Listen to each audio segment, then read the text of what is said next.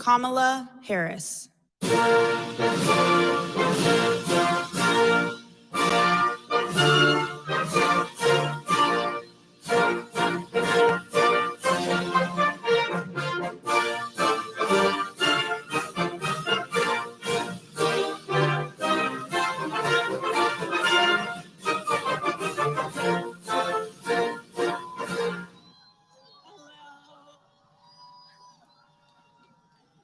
Hello, Ghana.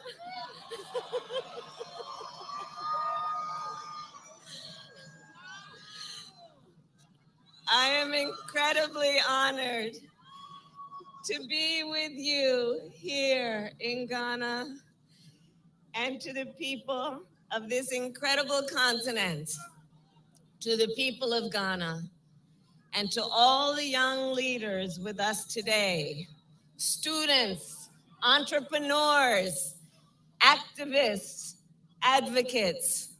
It is my extraordinary honor to be with you. So I don't need to tell you, the median age on the African continent is 19. By 2050, 1 in 4 people in the entire world will be on this very continent. 1 in 4. That, of course, means what happens on this continent impacts the entire world. Seeing all of you here today makes me so optimistic and excited about this future. The energy, the dynamism, and the potential that each of you embody. And that is why I am here today. As President Joe Biden said at the US-Africa Leaders Summit last December, we're all in on Africa. We are all in.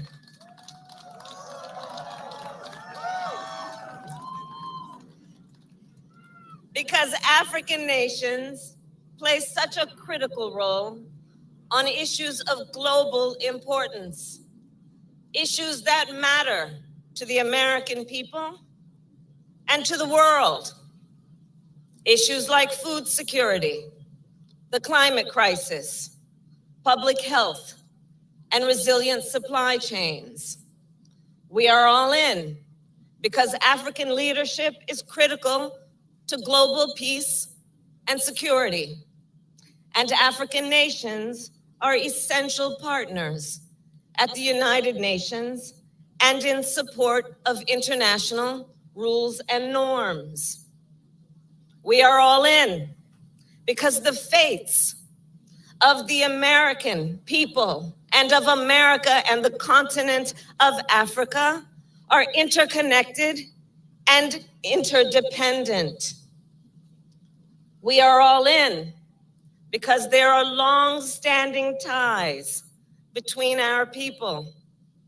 We have an intertwined history, some of which is painful, and some of which is prideful, and all of which we must acknowledge, teach, and never forget.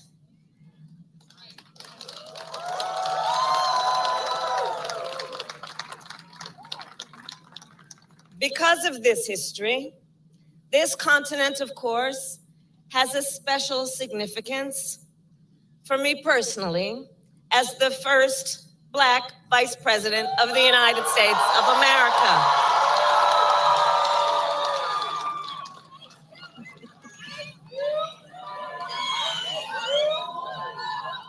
And this is a history, like many of us, that I learned as a young child.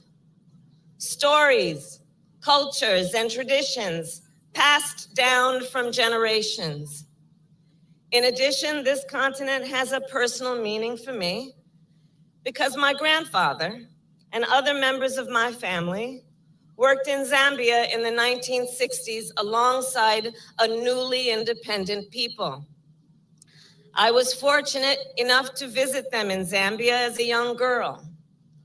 the values that guided my relatives when they were there, and the legacy of their efforts remain a source of pride for my entire family and continue to animate my work today. So then, what does it mean that the United States of America is all in? It means that the United States is committed to strengthen our partnerships across the continent of Africa. Partnerships with governments, the private sector, civil society, and all of you. Partnerships based on openness, inclusiveness, candor, shared interests, and mutual benefits. And to be clear, America will be guided not by what we can do for our African partners, but what we can do with our African partners.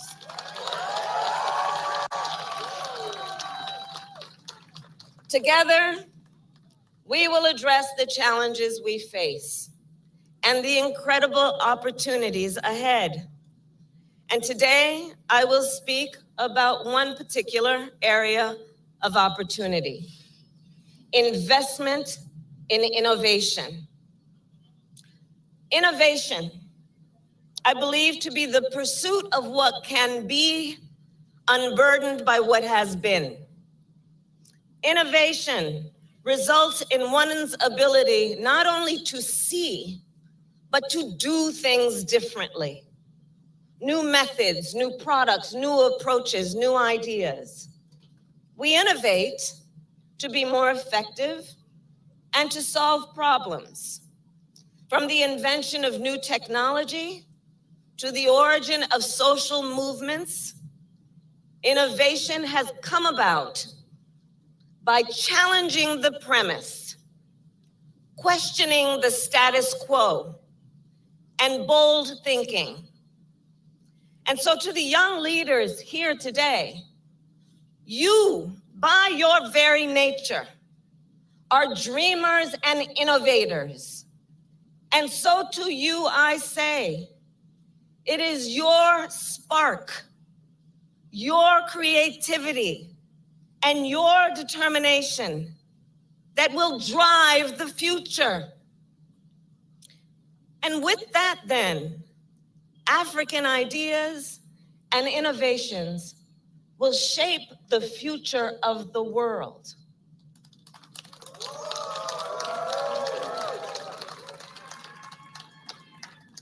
And so we must invest in the African ingenuity and creativity, which will unlock incredible economic growth and opportunities, not only for the people of the 54 countries that make up this diverse continent, but for the American people and people around the world. So the Biden-Harris administration and the American people stand ready to partner with you to help accelerate the innovation and entrepreneurship that is already underway.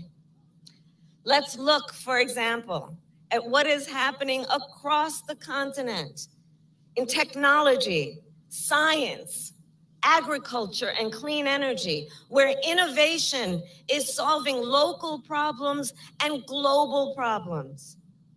Just think, before Venmo or Apple Pay, there was M-Pesa in Kenya, a mobile phone payment service that revolutionized the digital financial system. Right now, African nations are pioneering the delivery of healthcare supplies by drone. In Rwanda, this has reduced the delivery time for emergency blood supplies. In Ghana, this service has delivered more than 9 million vaccines, including those for COVID-19. This service has expanded to Kenya and Nigeria and Cote d'Ivoire. And recently, to the United States in North Carolina, Arkansas, and Utah. In South Africa, Part of the world's largest radio telescope is under construction, which will help answer some of the biggest questions of humanity about galaxies, about gravity. In Tanzania, plans are underway to build the first facility of its kind on the continent to process minerals that go into electric vehicle batteries. We see water-based farming in Kenya, battery energy storage systems in Malawi, and fintech startups in Nigeria. African ideas and innovations shaping the world, all of which fuel our optimism and hope. Yet, we must also be candid about the challenges, from security concerns in the Sahel to droughts and floods exacerbated by the climate crisis, and barriers to economic growth, both on a macro and micro level. We must tackle these challenges and find ways to accelerate opportunity, growth, and stability. And I believe we must be intentional to make progress in 3 key areas: the empowerment of women,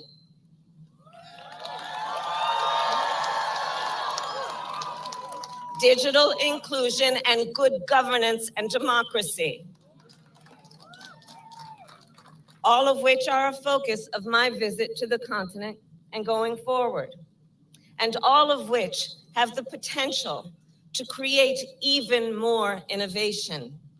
Innovation that will unlock new jobs, new industries, and exponential growth.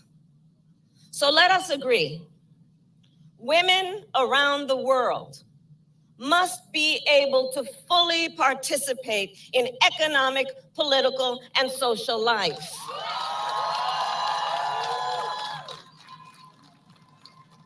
And they must be able to participate equally,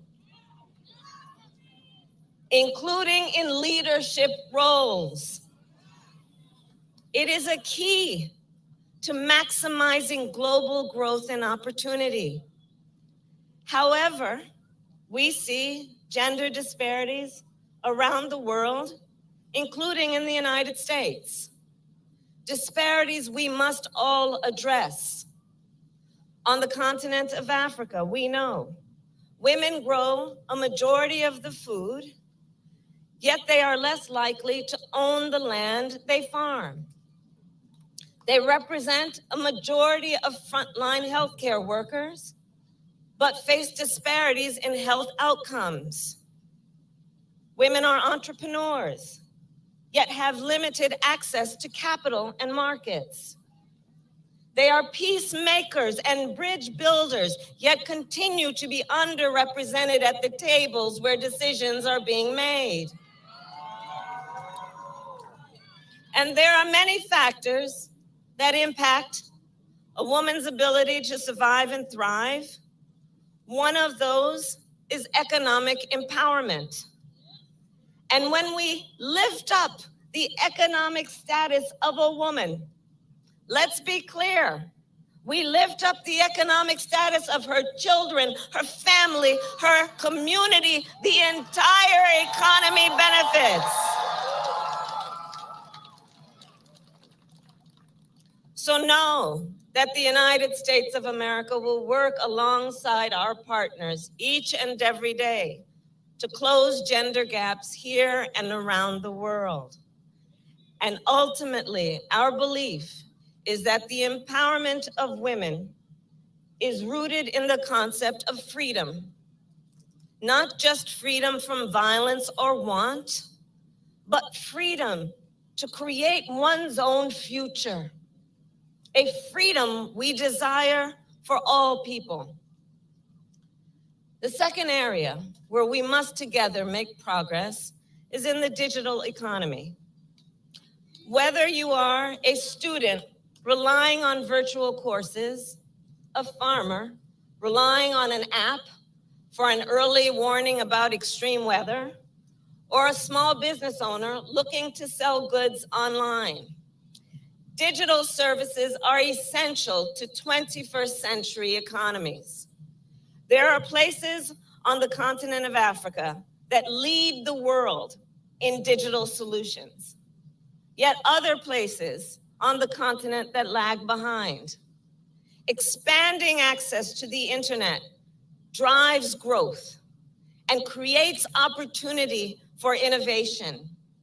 And once people are online, they have greater access then to education, greater access to information, and greater access to financial services, which is why the United States will double down on our effort to mobilize billions of dollars in public and private capital from the United States, the continent of Africa, and around the world in order to expand internet access for the benefit of all people here on the continent.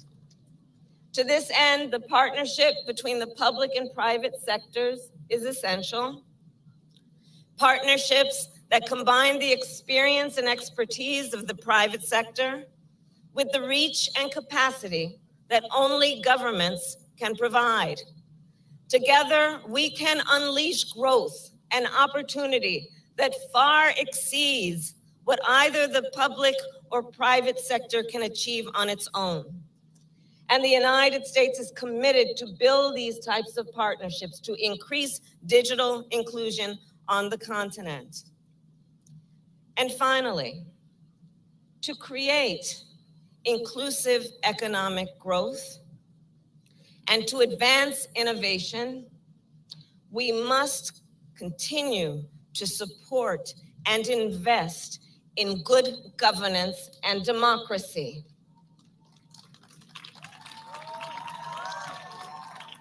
Good governance, well, it delivers predictability, stability, and rule of law, which is what businesses need to invest and what benefits all of society.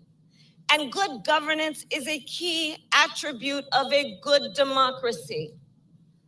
Recent polling tells us the vast majority of Africans support democracy over other forms of government, which reflects our shared desire for freedom and opportunity, transparency and accountability, for free and fair elections, the orderly transition of power, and the protection of fundamental human rights. Indeed, this is a priority for the American people, and it is a global priority. The United States will continue to work alongside democratic governments and in support of democratic aspirations of the people of this continent. In demonstration of this partnership, this week, our administration is co-hosting in Zambia, the Summit for Democracy, an opportunity to learn from each other and strengthen democratic institutions. And I will say, while democracy is always a work in progress, including in my own country, the American people will always stand with those yearning for more freedom.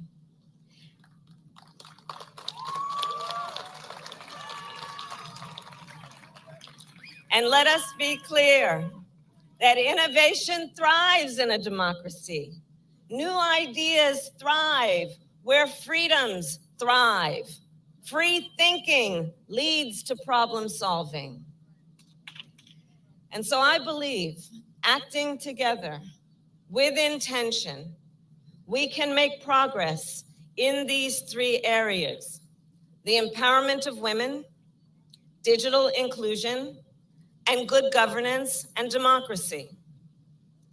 And just let us take a moment to imagine the future, a future where women are not just included, but also lead.